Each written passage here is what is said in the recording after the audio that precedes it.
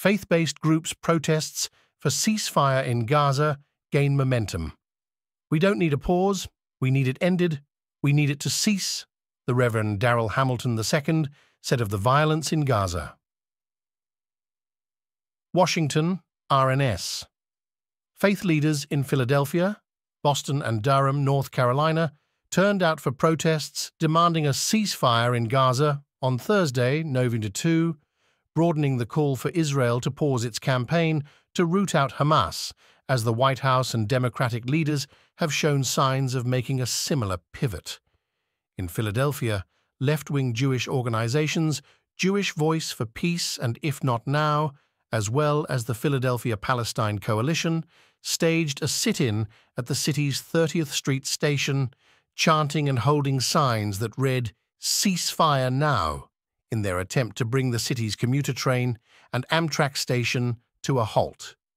"We are Jews and rabbis, clergy and people of conscience, and we are part of a growing social movement demanding that President Biden and the U.S. call for a ceasefire," Rabbi Ari Lev Fornery, senior rabbi at Kol Tzedek in West Philadelphia, said in a press release. According to activists, at least 11 faith leaders were among those arrests, including Unitarian Universalist clergy, Christian pastors, and at least 4 rabbis. In Durham, North Carolina, dozens of protesters, organized by much the same groups, blocked traffic on State Highway 147 while holding signs advocating for a ceasefire, as hundreds of other demonstrators expressed the support from a nearby overpass. Despite lasting several hours, it was resolved without any arrests. Meanwhile, in Boston, an interfaith protest organized by a coalition of Muslims, Jews, Christians, and Unitarian Universalists protested outside the offices of Sens. Elizabeth Warren and Ed Markey, both Democrats. Several protesters entered the building and were led away in handcuffs by police after refusing to vacate after the office closed. "My faith certainly was the primary impetus from our participation yesterday," the Reverend Darrell Hamilton II, an administrative pastor at First Baptist Jamaica Plain, who helped lead the pray-in, told Religion News Service. "My faith calls for us to honor the dignity and the humanity of all people, recognizing that all people are made in the image and likeness of God, and recognizing that Palestinians, too, are made in the image and likeness of God." Another pastor from First Baptist Jamaica Plain, the Reverend Ashley Wiest-Laird, who was arrested, told RNS she had lived in the occupied West Bank for a year and worked with churches in Jerusalem, an experience she said informs her views on the larger Israeli-Palestinian conflict. "It's part of my faith to speak out against injustice, to stand up for those who are oppressed, and to stand for life against death," Wiest-Laird said. She stressed the importance of pressuring the U.S. government to cease hostilities in the region because only the United States has the power to actually make that happen. At the White House, a group of Catholics staged a ceasefire protest, reminding passers-by that Pope Francis has repeatedly called for an end to hostilities in Gaza and appealing to Biden's Catholicism.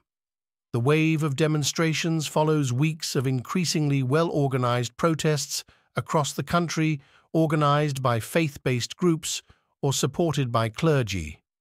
A number of other Christian groups have called for a ceasefire, with mainline and black Protestant denominations and large umbrella organizations such as the National Council of Churches singing onto letters in October. The Reverend Jerry Pillay, General Secretary of the World Council of Churches, also issued a call for ceasefire immediately following the Hamas attack on October 7, citing the risk of the spiraling conflict between Israel and Palestinian armed groups and of the inevitably tragic consequences for the people of the region, Israelis and Palestinians alike. But it is Jewish Voice for Peace and other left-leaning Jewish groups, such as If Not Now, that have staged the most prominent demonstrations, including mid-October rallies that drew thousands outside the White House, on the National Mall, and at the Cannon House office building on Capitol Hill. Those protests, which featured prayers and singing in Hebrew, also resulted in multiple arrests. Last week, hundreds more were detained after they occupied Grand Central Station in New York, temporarily shutting down some operations.